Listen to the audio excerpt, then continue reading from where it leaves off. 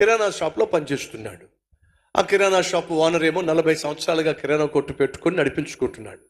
ఆ కిరాణా కొట్టు ఓనరు ప్రతిరోజు 100 అబద్ధాలు ఆడతాడు.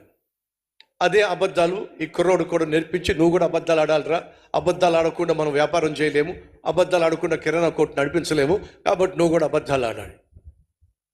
ఆ కుర్రోడు పాపం ఇంక తప్పని పరిస్థితిలో అబద్ధం ఆడిన ప్రతిసారి నిలబడిపోయేవాడు. చచ్చా, మళ్ళీ అబద్ధం ఆడాను, చచ్చే అసలు అలా అంటాడు, అబద్ధం ఆడొచ్చా, దేవుడు చూస్తున్నాడు కదా అని చెప్పి ఒక మూలకెళ్ళి తను తిట్టుకునేవాడు, తను తిట్టుకునేవాడు. చిచ్చి అలా చేయకుండా ఉండాల్సింది. రే ఏంట్రా, ఈయనొకడు మళ్ళీ వెళ్ళేవాడు. ఏంట్రా, ఏం లేదులేండి, నా మనసు అంతా బాగాలేదు.